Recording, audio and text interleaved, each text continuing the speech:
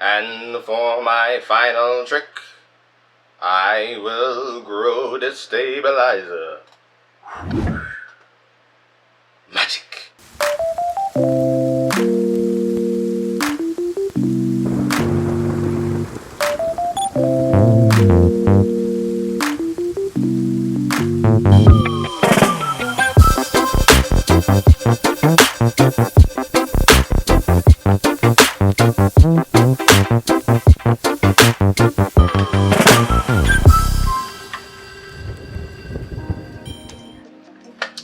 Hey guys, Lyrics Messiah here again today and continuing the conversation about stabilizing your footage. We're gonna be looking at a bigger handheld stabilizer. So yesterday we looked at the Photo S40, which was a little baby.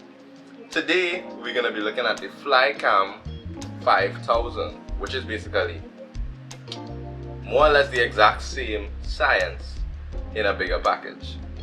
So let's look at this boy.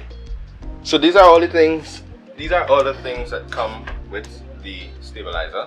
As you can see, the stabilizer is longer than the other one, just naturally, but however it could open up further. It comes with weights. Now these are the casings that hold the weights, however the weights themselves are these little plates. They have a bit of weight to them, and then when you combine multiple ones, you get more weight. It also comes with this really cool sort of clamp, so you can put it on the side of a table and then you could rest your stabilizer on this to actually stabilize it. Yesterday I mentioned you could use a stand, however with this you could stabilize your stabilizer basically anywhere. And then these are the tiny screws and sort of caps to cover up different openings and screw parts of the stabilizer. I probably am not really going to use these things, however they give you a really important piece of equipment in this bag, and that is an Allen key. There are some tiny connections that have specialized screws on them, and the Allen key is the only thing that can either tighten or loosen them. However, this is everything that comes in the package. So, setup, this is what the stabilizer looks like. Now, in terms of the price of one of these, you're looking at around 300 US, depending on which brand or which make and model you're planning to buy. However, they all work pretty much the same. Now, yesterday we covered how these stabilizers work in terms of the axes. If you haven't seen that video, you might just want to go and look at it because we're going to reference some of that information. Setting up is the same as we mentioned yesterday, and so the first thing you're going to want to do, set up your camera. Again, lens cap not needed, so we're going to take that off. Now, in terms of how the camera connects to this stabilizer, what you would recognize is at the top it came with an attachment. So without this attachment, the stabilizer would look like the one from yesterday, and you would just screw the camera onto the stabilizer itself. However, this is what we call a quick release clamp. So what that means is, once you have your camera screwed into this, it's just a matter of put it in, take it out, put it in, taking it out. You don't have to screw it in every time and then screw it back out. Yesterday, or I could actually get it and show you. So, yesterday, whenever we put the camera in, we have to screw it in. And then when you want to take it out, we have to screw it back out. However, with this quick release clamp, you just pop it in and then pop it back out. Now, something you have to consider as well is where is this plate positioned on your stabilizer, if you have it. This one came already set up because I bought this second hand. If it were up to me, and I'll probably adjust it eventually, I will put the plate a little bit more forward, and it's for the same reason that I mentioned yesterday. Usually the body of the camera has more weight than the lens, and so I would want it to be a little more front heavy so I have a little bit more room to adjust. However, even if it's back heavy, you could still stabilize your camera. So you have it secured to the plate, you pop the plate in and tighten in place. Once that's done, well, camera shouldn't fall out. You're good to go. Similar situation as yesterday in terms of now we have to stabilize the camera. I always like to start with just getting a general idea of is it leaning forward or backward. It's definitely leaning forward. And so we're gonna loosen these screws. Now, this adjustment actually takes longer than the smaller gimbal, but it also gives you more precise adjustments because it's a larger surface area and the screws, there are more screws to move around. So it takes longer to do, but you also get a better finish. So it's a pro and a con. Yep. So, I mean, I said it would take longer, but it really didn't take that long. Now, I have stabilized this before with my other camera, so I don't know if that affects, the time it would take, because I'm assuming if you just take this out of the box and you just set up the stabilizer, then, it will take a lot longer to stabilize the first time. And that's another thing you recognize. The more you do it, so the more times you stabilize, remove, the faster you will get at doing it. The easier it will come to you. Let's do our test. So, forward, backward. Nice. Let's go left to right. Nice. And let's just kind of move around here.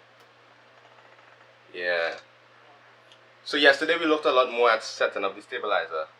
Today I'm gonna just go in a little bit more into using a handheld stabilizer. So guys, like I mentioned yesterday, you could use a light stand to balance. I've already balanced this and I'm gonna show you guys just basically how to use this stabilizer as well as the footage that you will get coming out of it. Now in terms of moving with your stabilizer, you don't want to just walk around the place and like, I'm mad, man. You still want to take smooth steps. You see, look at the tools. Look at the tools. Look at the tools. Yeah? And it's a slight bend in the knee. And you still want to keep a nice posture in your back and everything, but still, as it moves. Let's just give the in-studio audience a chance to pass. This is how the feet work. And like I said, you're holding it, just 2 fingers to get that turn, get a slight adjustment. And once your system is balanced, you don't have to do too much fight up, you're just holding it and you're moving with it. You understand? You see, absorbing some emotion. You go down with it, you come up with it. Yep. So I have an actor with me here today, and basically, he's a trained stunt professional. So like, if you want to get at him, details will be in the description below. But he's just gonna do some running around for me, so that I could show you guys, taking this really through the rigors and showing you what the footage would come out like.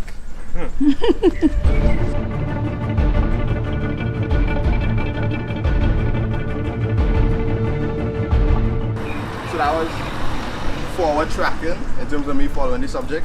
Now we're gonna do backward tracking in terms of the subject coming towards me and me keeping him in frame.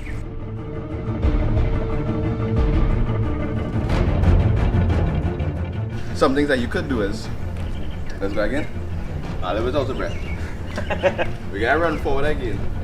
I'm gonna do the backward tracking, however, I'm gonna run forward and the stabilizer will be faced backwards, so I'm cheating it a little bit.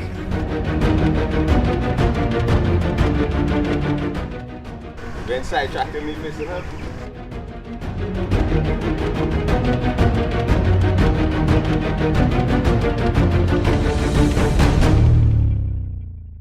And now, me running forward with him in frame.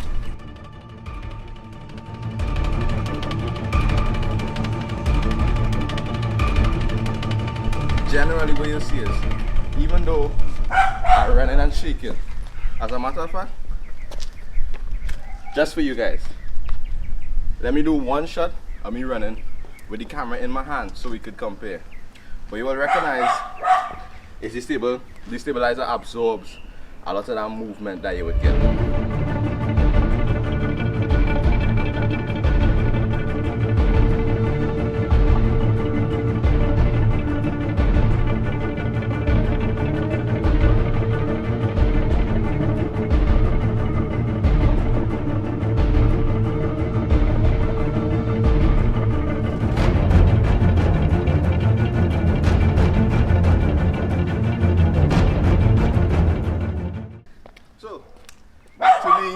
studio.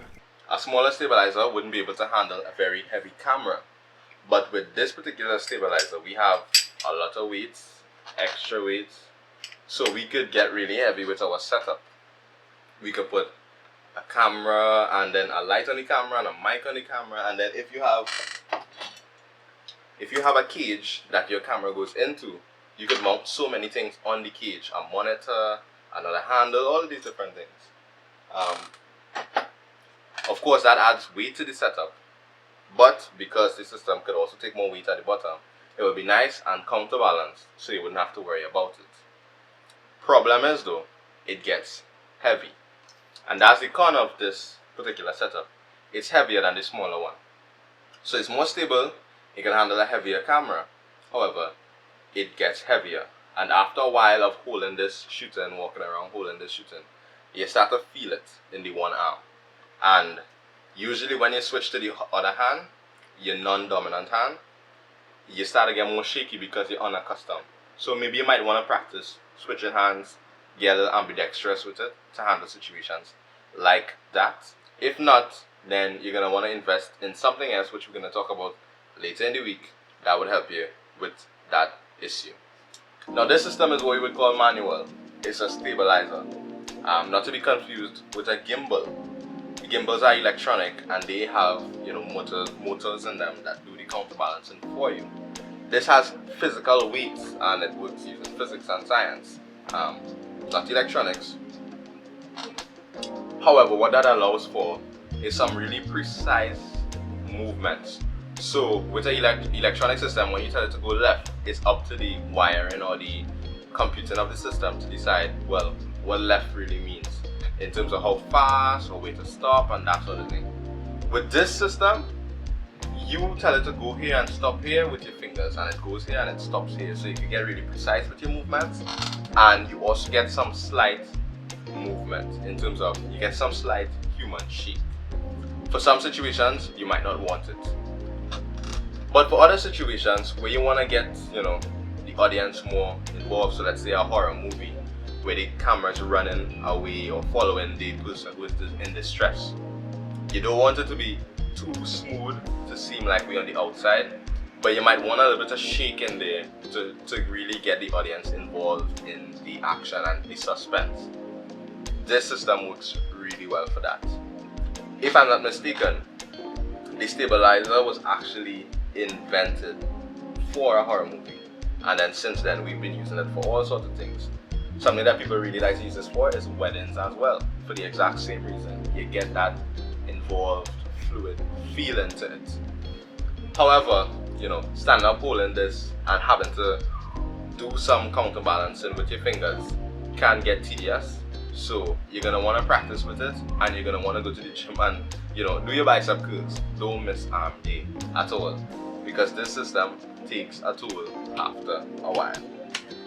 So if you were thinking about getting this stabilizer in particular and you want to know, well, does it work? It works, trust me. If the stabilizer you're looking at allows you to move this portion of it to give you that adjustment, then I would say go for that instead if you have the budget, because that's one of the cons of this system. It doesn't give you that movement there. But otherwise, definitely pleased. And I've actually shot a lot more things with this, which I only bought a few weeks ago, than I did with the smaller stabilizer, which I bought almost a year ago. So you see, it's a really good stabilizer.